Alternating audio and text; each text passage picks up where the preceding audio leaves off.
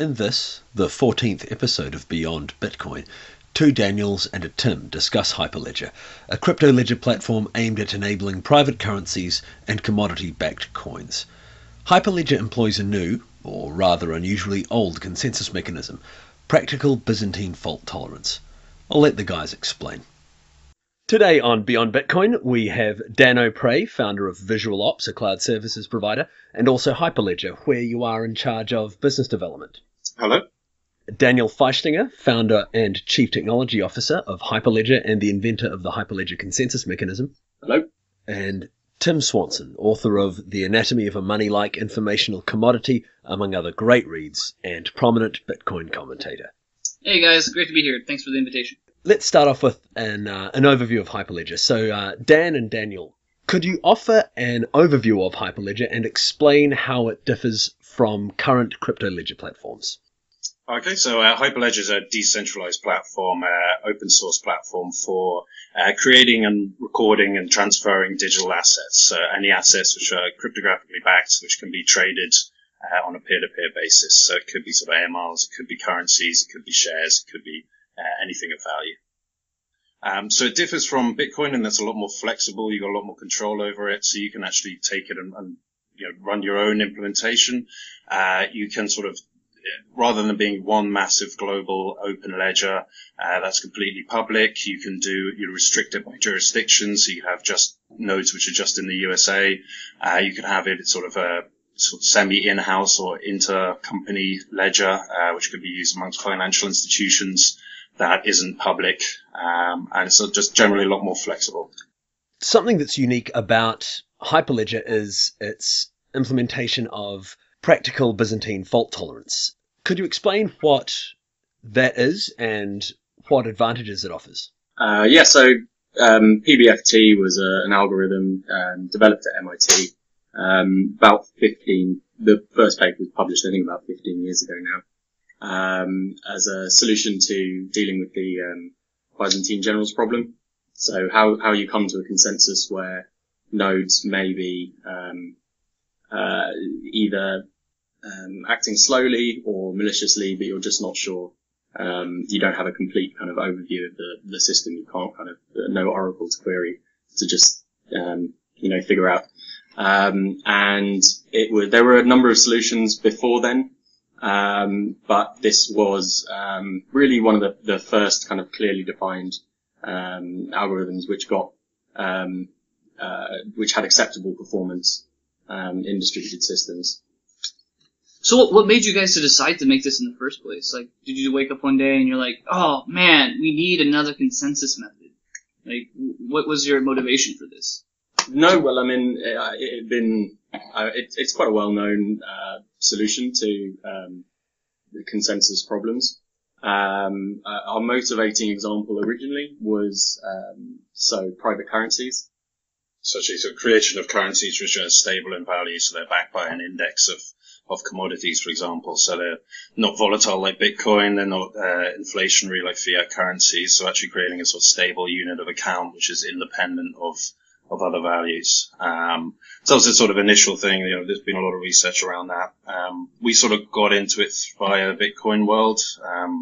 I've been looking into Bitcoin for about a year and a half, Daniel for quite a bit longer than that. So we're both fans of Bitcoin. We like what it does and what it's designed for. Obviously it's designed for just purely for trustless, transactions, at the cost of efficiency and massive energy intensive and computational intensive infrastructure. So we're not really trying to be a better Bitcoin as such, but trying to actually take some of the benefits of Bitcoin and apply them to real world solutions within corporations and financial institutions. So something that's a bit more flexible, maybe more private, and faster. So do you see this, like, when you present this to the public in general, do you just see it as a companion, like it works alongside some of these other ledgers out there? Yeah, I'd say our goal is not to be everything to everyone. It's supposed to be quite a specific use case, simply for kind of, almost accounting or financial systems. We're not trying to necessarily replace everything. It's just supposed to be quite a kind of specific focused project. We have to kind of interoperate with as many other systems as we can We don't want to be the one platform necessarily. We kind of want to integrate and yeah, I think it won't be a sort of winners take all where there's only one protocol that everyone uses. If you want to have something where, like Gold 2.0, then Bitcoin's fantastic for that. If you want to have something purely, pseudonymous and trustless, entirety, then Bitcoin's great for that as well. But yeah, for other systems, for actually, if you want to do microtransactions, if you want to do fast payments, then the current Bitcoin implementation and the limitations around how it is currently implemented will be sort of tricky to fulfill those. So I think there'll be different platforms for different scenarios. So how do you guys figure in with for example, Apple Pay, Amazon Wallet, Google Wallet, some of these, I guess you could say centralized solutions? How do you guys see yourself in the mix of all this? Yes, it's interesting. Apple Pay has obviously just been released, so I haven't had too much time to think about it other than what was announced before. But it's great that be boosting digital payments as a whole, encouraging NFC adoption amongst merchants, which remains to be seen how much Apple will open that up. But at least on Android, you can implement NFC payments, so you can have Hyperledger assets being used to make payments there. So it's not so much just a pure payment solution, as in rather than a sort of distributed record, so that multiple companies or institutions can work together without anyone having control over that data. I was reading Great Chain of Numbers, Tim, and in that you asked the question, what can crypto ledgers or smart contracts solve for large organizations with established networks? Given the unique properties of Hyperledger, how do you guys see its potential use cases differing from existing platforms? So say, from Bitcoin, obviously Bitcoin's great as a currency and as a network. But if you're a bank trying to implement your own solution, amongst different banks or amongst different companies, then, you don't really want to be, say, if you're issuing an asset, say like an MR, or if it's just a representative of dollars on your ledger amongst the bank, do you want to issue that on top of a platform you don't control, which is built on top of a platform they don't control? In the case of Bitcoin and some of the high-level platforms, or do you want to issue it on top of completely open source thing that you can implement yourself, modify, and build upon yourself without need for permission from us? So it's generally a lot more flexible and a lot more simple. It's not trying to solve all of these different problems that a lot of the people in the Bitcoin space are. It's just trying to be a simple, replicated, distributed ledger that people can build on top of. So a general purpose account system as opposed to a one with a predefined purpose? Yes. I mean, essentially it is distributed accounting software. Ultimately is a less sexy way to put it, but yeah.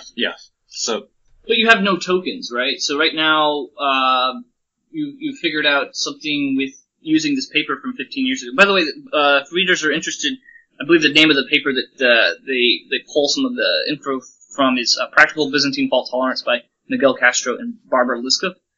So you're using, is it signatures to an address? Is that kind of how you're getting around the Sybil attack issue? Yeah, so it's, the Sybil attack issue is one aspect of it. The protocol has a defined series of steps for transactions broadcast to replicas, and it goes through kind of the two phases of broadcasts with signatures checked at every step. And only once those kind of conditions are met is the transaction considered committed and actually applies the transfer or whatever it happens to be to the ledger. So the Sybil attack is a different aspect. Again, we're imagining kind of flexible deployments of Hyperledger pools. So depending on the use case, the Sybil attack may not be. You may be dealing with a very clearly defined set of servers in a particular kind of environment. So you're not just allowing anyone to spin up nodes. We are planning an open pool, which will have pretty open membership for new nodes joining the system. But again, it won't be a fully anonymous system. We are in that situation, expecting nodes that wish to join the pool to have full EV SSL certificates. That's our current thinking, which should be enough to deter someone from being able to pull a civil attack on them. So it's not like Bitcoin. It's not its own cryptocurrency. It's not that anyone can start running the Bitcoin mining software on their laptop or whatever system they want. It's more around that, sort of be limited to one company running one node. So if you wanted to have, spin up multiple nodes and join the pool in order to perform a civil attack, you'd need to sort of incorporate 300 companies, get them certified by one of the existing certification authorities, and then sort of apply for membership of that node and at that pool. And different sub-pools can have different membership requirements. The one Daniel mentioned is just the open pool. So obviously we're putting Hyperledger out there as open source software. We don't directly control it once it's out there. So if people want to run a pool with no membership requirements, fine, they can try that. But we'll be for at least for sort of the open pool and for sort of more premium pool, we'll have sort of higher membership restrictions through the existing CAs. I'm wondering what are the specific use cases you guys envision? Like I imagine I can imagine things like customer reward programs. Yep. So, as Daniel mentioned earlier, we sort of originally developed it as sort of private currencies. So one of the cool things about when we put out our alpha about, in July, was that, people approached us about multiple different use cases that we hadn't come up with. So that's sort of the cool thing about an open platform and permissionless innovation is anyone can, adapt it because it's so flexible. It is just, ledgers. So there's been a lot of interest around sort of, traditionally issuing commodity-backed currencies, gold-backed, trading gems, diamonds, rubies, some around sort of securities. So there's one company we're talking to quite closely that are looking to allow startups to sort of IPO and issue actually securities which are regulated through the Canadian Securities Commission. Another one was to do a credit union, sort of integrating with brokerages to allow high net worth individuals to trade amongst themselves for sort of zero fees or very much low fees. So the beauty of that is sort of once you come in and out the system, you may pay fees to come across, but once you're inside the Hyperledger network, the protocol itself doesn't have any transaction fees. So it can be quite similar to Skype in that way. Lots of different use cases. People have come up with sort of fractional ownership of real estate. People are doing want to do sort of fractional ownership of real estate, even art has been mentioned, just sort of even sort of things we hadn't even contemplated, like content right management. People have been in touch with us about that, so it's been very interesting to see all these different potential use cases. I'm not 100% clear on how practical Byzantine fault tolerance compares to other systems that are out there right now. Could you expand on the specifics of how it functions and what peculiarities make it different? With reference to Bitcoin, or maybe like Ripple or Stellar or something. I kind of have a habit myself of comparing everything to either Ripple or Bitcoin. So if you guys could differentiate your system, that would be great. Okay, yeah. Well, PBFT is it's a really good algorithm because there are known bounds in distributed systems for how many malicious or failed nodes you can tolerate and how many messages it takes to get there. And so the known lower bounds are two messages or two phases of message rather, and no more than 1/3 faulty or malicious nodes. PBFT is great because it can reach both of those goals at the lower bound, depending on the exact implementation. But that's theoretically where it can get to. Ripple's an interesting protocol. It's closely related. It has they just published their white paper recently. and I believe I'm correct in saying that they can only tolerate 1/5 malicious or faulty nodes. There's some connectivity differences as well. So we're not trying to build. This is kind of more an engineering level rather than the algorithm level, but we're not trying to build everything onto one very big ledger. So Ripple makes some decisions that mean that their network doesn't have to maintain full connectivity at all times. The difficulty with that is if you fall below a certain level of connectivity at certain nodes, it's possible for the state of the ledger to diverge. You've no longer got consensus.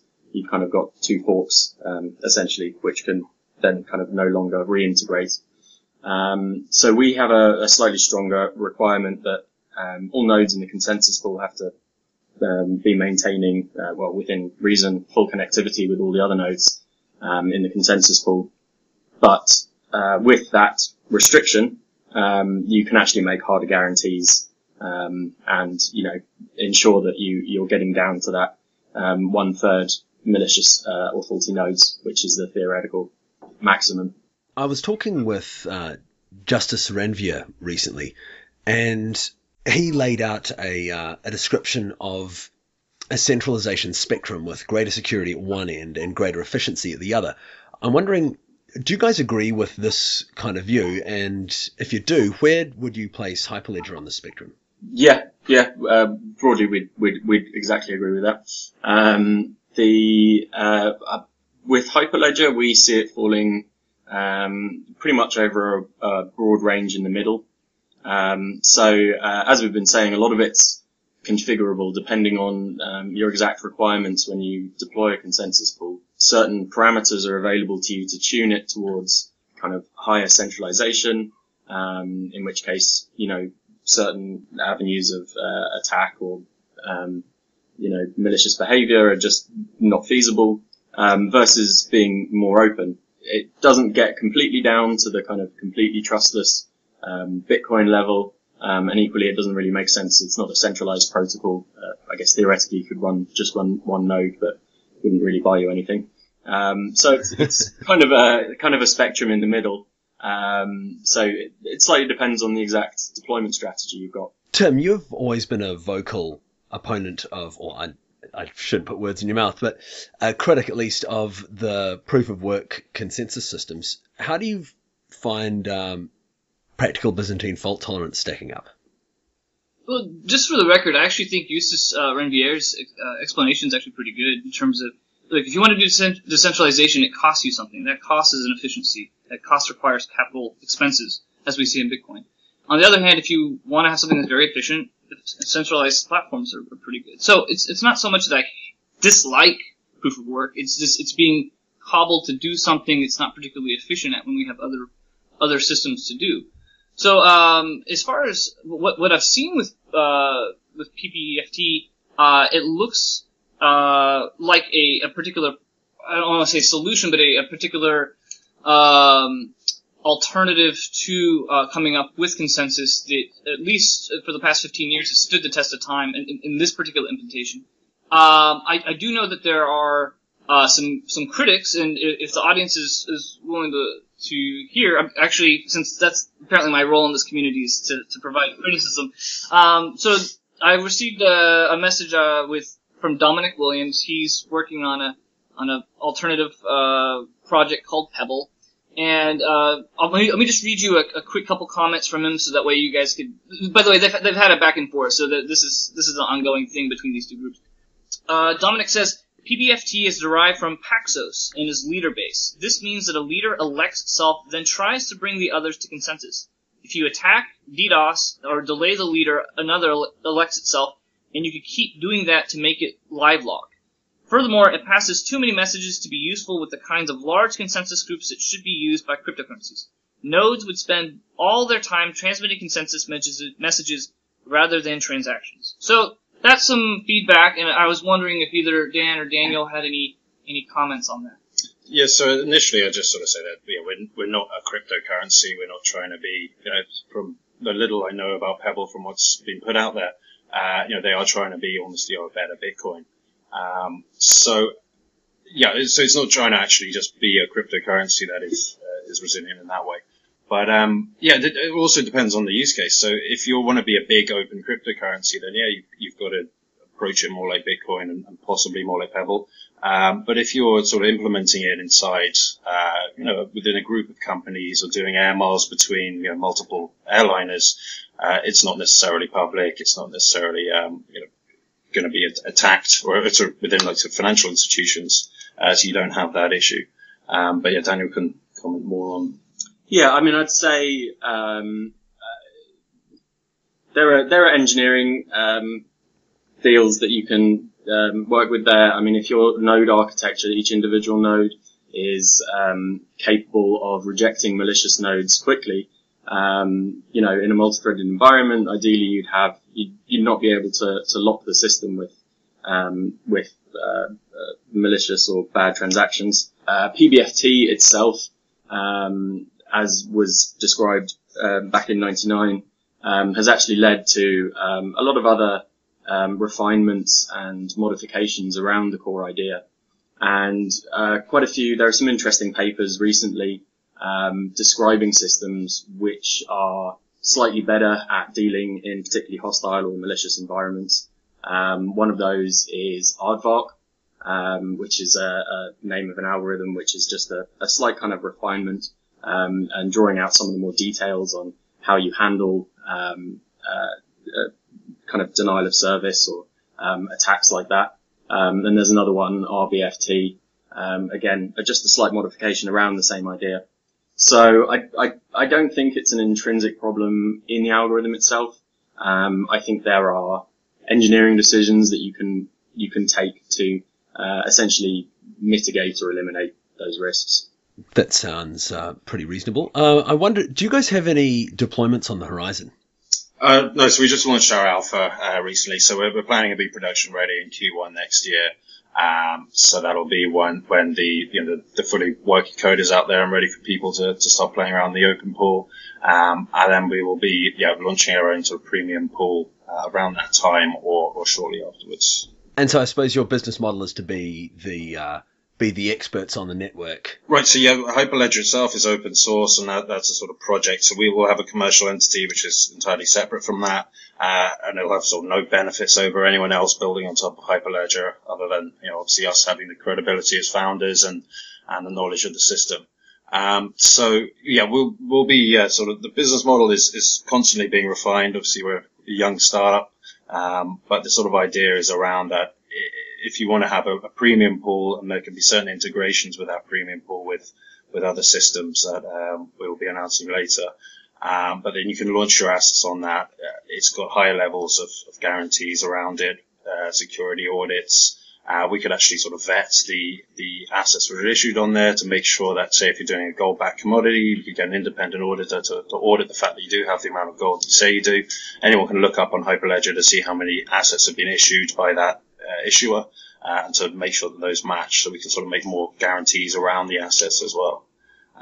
But yeah, there are quite a few various different ideas that we have around the business model that are still being refined.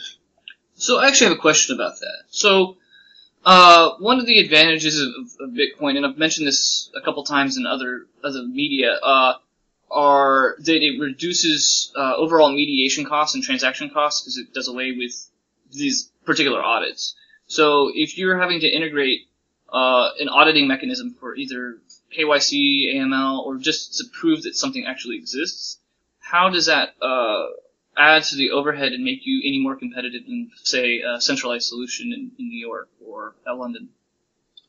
Well, yeah, I mean, I'd say with Bitcoin, it's still going to face KYC and AML laws. I mean, that's still a massive open space to problem to be dealt with in Bitcoin. Again, we're trying to strike this balance between the fully centralized solutions and the completely distributed trustless solutions.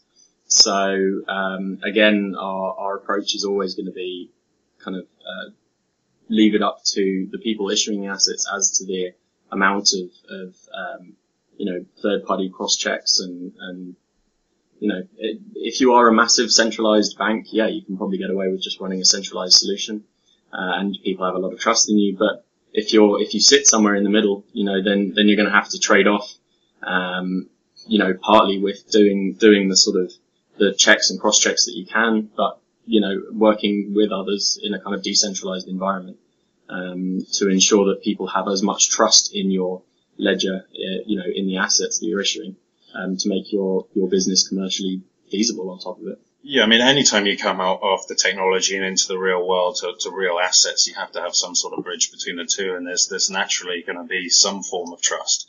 Someone has to, say, store the gold somewhere, and someone has to be in charge of redeeming it. So you can't just make a pure technology. The gold can't be digitally transmitted. It's just a representative token. So then that's the same with, with share issuance. If you're issuing shares, then you could hold the certificate for that and say, theoretically in the real world, if no one can take that away from you, you still have to trust the company issuing the shares that they're not going to issue more, or that they're not going to do something illegal, and trust the securities exchange. So yeah, anytime you touch the real world, there has to be some element of trust or some element of redeemability. There's just no way around that. So if I'm getting the sense that you guys see a future where granular assets like shares or units of gold, say, are going to be represented and traded using these cryptographic ledgers, and I get the impression that Hyperledger is a way of addressing that future need.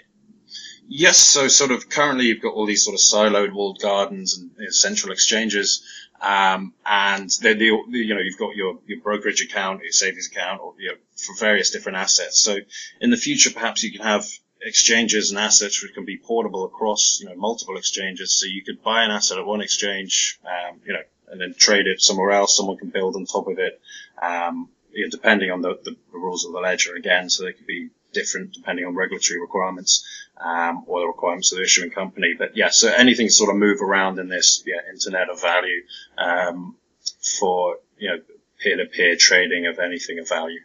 Yeah, actually, I had another question. So there was an article a few days ago from Daniel Carey at CoinDesk, talking about Stellar, Ripple, Hyperledger, and proof of work. And if readers are interested, actually, Daniel was actually going to be on the show and had some stuff come up, but he suggested that we look at for interesting comments. Readers could go ahead and look at the actual comments of that article, because there was a lot. There was some partisan, back and forth with some fanboys and stuff like that, but there were some genuinely interesting questions, and one of them was from Ardia, who's actually also working with Dominic on the Pebble project.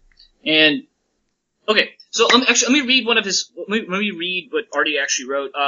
He says Bitcoin solves this problem by replacing node-based voting with voting based on proof that computing work has been done, such that an attacker can only vote in proportion to computing power they have expensively required. So again, going back to what you guys were talking about at the very beginning, in terms of how you prevent a civil attack, do you see, not necessarily with your own approach, but do you see any other actual implementable way in terms of proof of stake? Are any of these systems actually able to arrive at consensus and prevent civil attacks and prevent this forking issue, the nothing at stake issue that creates this forking incentive where you can vote on both stakes? Is that something that will ever affect you, or do you actually see any of these proof of stake systems have any long-term longevity besides just white papers? So one of the differences with Hyperledger versus a lot of these other schemes is that there's no one built-in asset or built-in currency. So something like proof of stake, anything that's rewarding, with a particular unit, doesn't necessarily make sense on Hyperledger, because, well, which unit do you choose? There might be a lot, in a ledger, and they might not all be, within a pool, and they might not all be, exactly equivalent. I think they're certainly very interesting for people building, these, consensus systems around one particular, asset. Bitcoin-like systems, then, I think they're very interesting, and potentially down the road, I think, there's still some open questions I know about them, but there's some very interesting work going on with those, and I can certainly see those, tackling some of the problems that Bitcoin's been facing with, the very expensive, very inefficient, security mechanisms that it's working with. But they don't apply directly to Hyperledger. They don't, deal with us. It doesn't affect us directly. Hyperledger's more of a tool as opposed to like a lot of these currencies are issued and then they're used as anti-spam mechanism or as a means for speculation to incentivize development, whereas that's not what you guys are.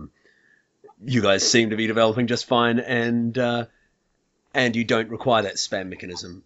No, we don't. So we don't have anything equivalent to our native currency. So we sort of take the approach that perhaps those, it's not really proven that those things actually do prevent spam. If you take the example of email, say Ripple, for example, like to say that sending money is as easy as sending an email, but, you don't need to buy a stamp to send an email, and Ripple, don't own half the world's stamps to start with. And, so I think it's a bit of a retroactively, they've tried to make justifications for having it in there when it is, an asset that they hope to appreciate in the future and use for funding. So we're actually taking it from a user-first perspective that if you want to start using a system, you can just go to our website and install it right there and then and start using it. You don't need to, to actually post on a forum and request someone sends you some native currency that you've never heard of before. Real-world users don't want to have to buy a currency to send another currency. Whoa! You don't want to introduce more middlemen. What's the deal, bro? Yet another, alt currency that you have to buy that gets someone else get rich when you're building their system. So, with email, say, email's the classic example everyone uses. If email had some sort of weird native currency that no one had heard of that you had to buy in order to use it, email coin, then, you might cut down on spam, but you'll probably cut down on a hell of a lot of usage, both through barriers of entry and also if you want to say send newsletters, an example of email, that might cost you, be misconstrued as spam. So there could be potentially legitimate use cases. For example, if you're doing, if it's just multiple banks again, trading amongst themselves, they're not going to be spamming the system inside their sub pool. So what's the need for a native currency?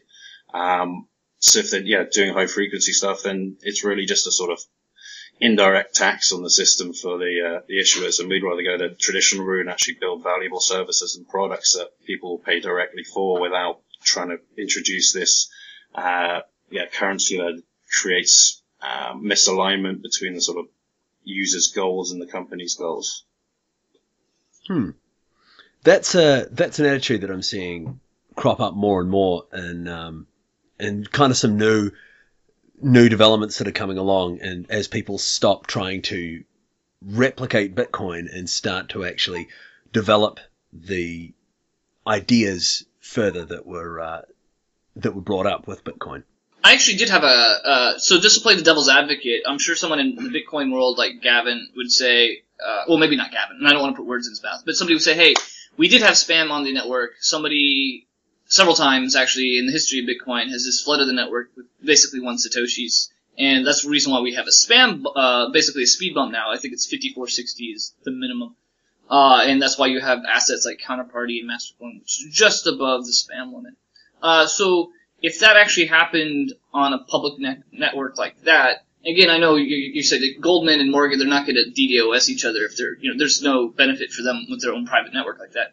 But, I guess you're saying that you won't have to run into that because you're going to have barriers to entry in terms of certificate authorities. You already have reputation and trust involved with several organizations within these pools, right? Is that what you're saying? The certificate authorities would be for the nodes, not for the users.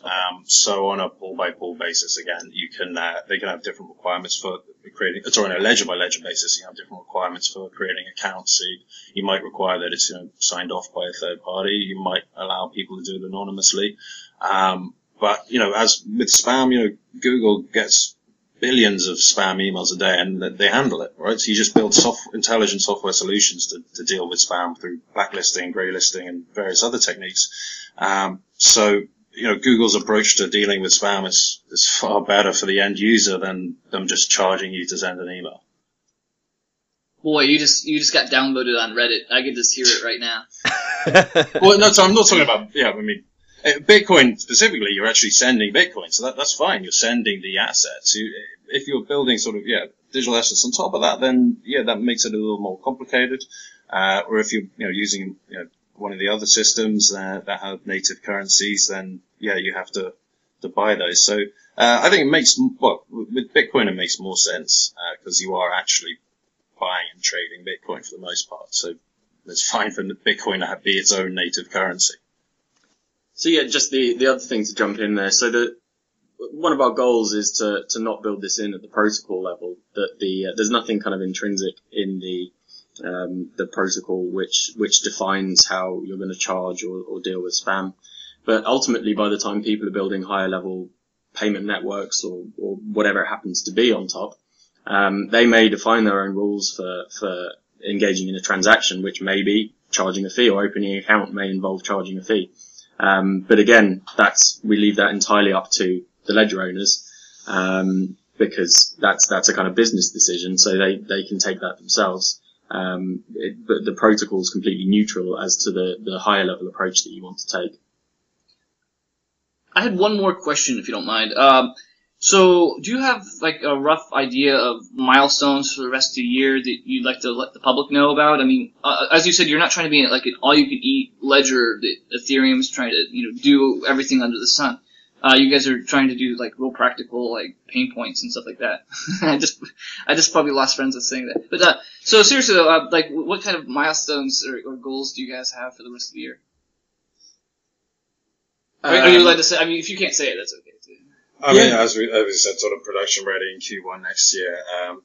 There's some sort of things that we're working on in the meantime, but nothing that's definitive enough to be.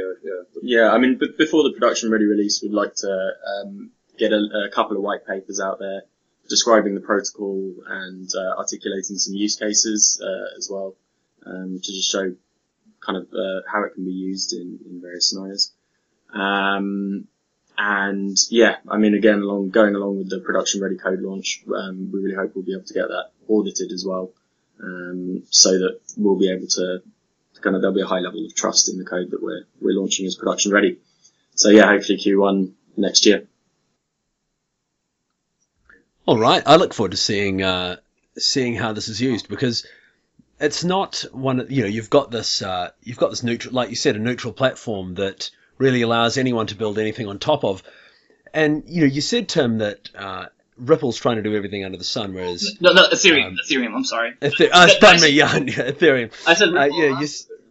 No, you said, Tim, that Ethereum was trying to do everything under the sun, and Hyperledger is a bit more targeted. But I'm wondering, because this is such a general set of tools, does Hyperledger enable things like smart contracts to be built on top of it? Ultimately, down the road, that's exactly the sort of we will definitely be looking at solutions like that. Personally, I feel like it's still a bit of an open question, exactly what the use cases and real world utility for smart contracts will be. Whoa, so judgmental. Come on. Let's not ask for real use cases of smart contracts, okay? So there's escrow and escrow and escrow, and then predictions markets. Don't forget about predictions markets. So I think we wouldn't want to tie ourselves down right now.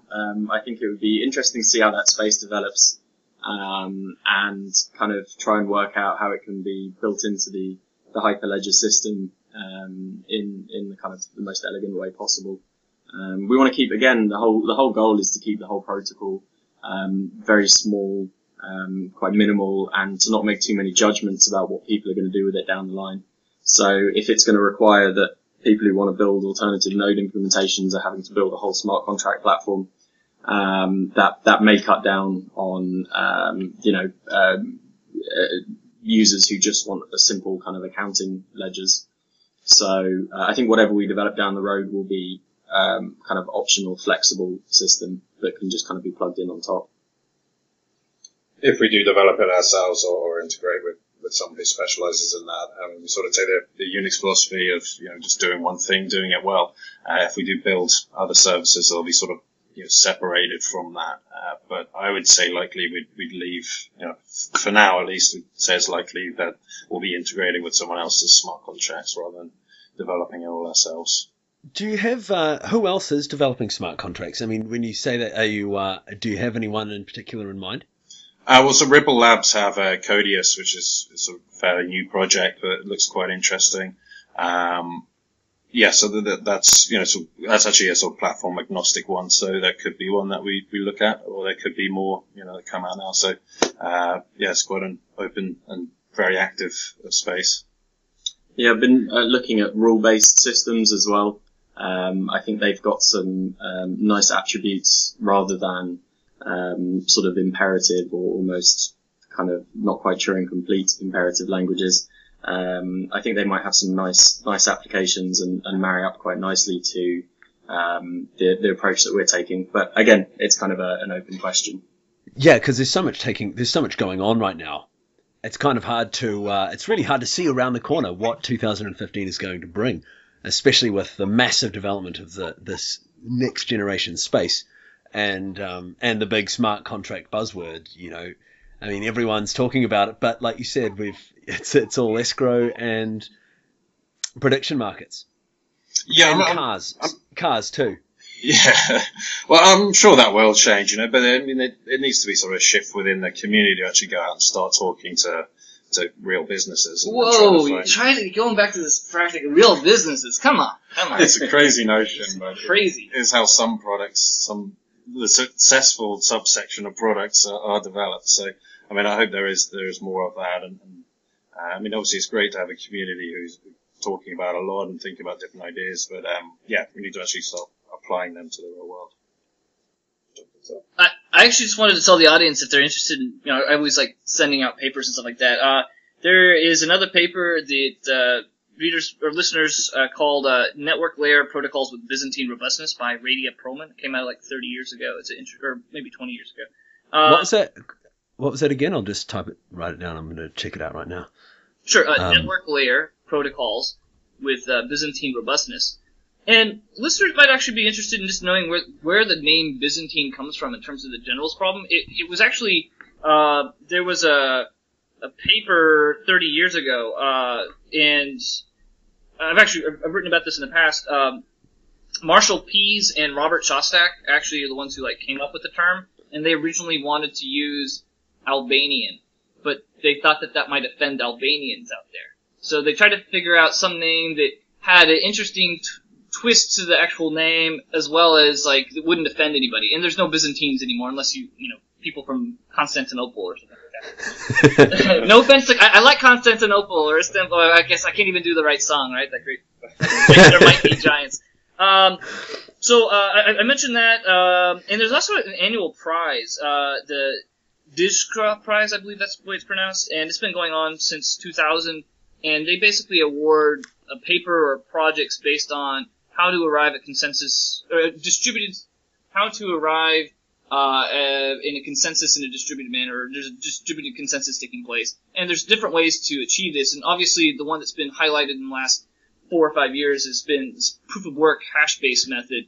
There's others out there, and obviously we're talking about this particular pooling idea using PBFT, and Ripple has a slightly different method, and so there's different ways to coming up with consensus. Whether or not super strong up to certain points, that's where you see these heated arguments in Reddit and Bitcoin talk and stuff like, oh, this is only up to 80% or 21% or whatever.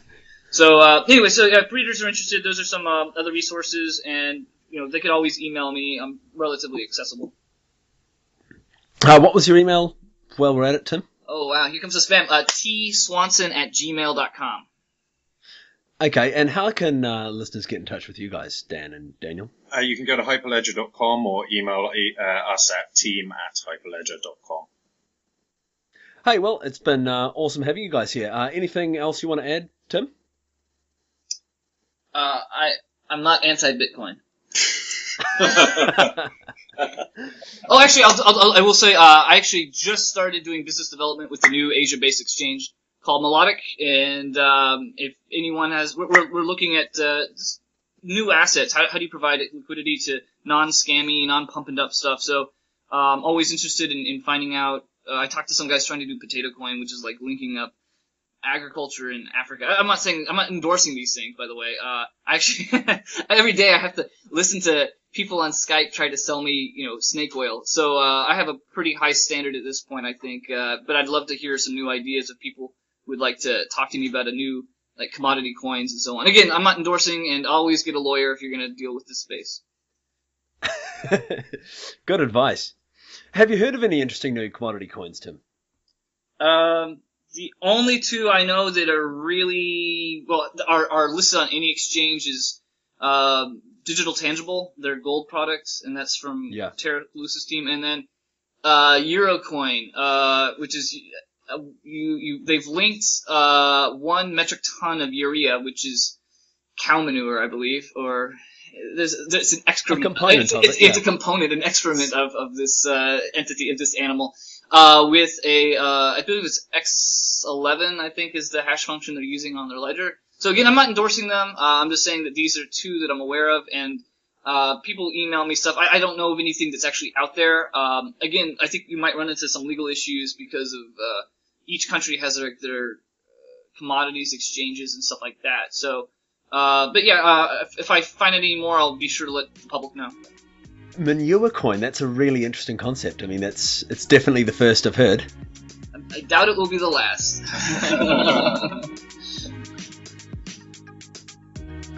Thanks to Dan O'Prey, Daniel Feistinger, and Tim Swanson for the content of today's episode. Relevant links and contact info can be found in the episode notes. And for today's magic word, please finish this sentence. Hyperledger is a platform for digital what? Hyperledger is a platform for digital what? If you'd like a hint, check out hyperledger.com. Thanks for listening, guys.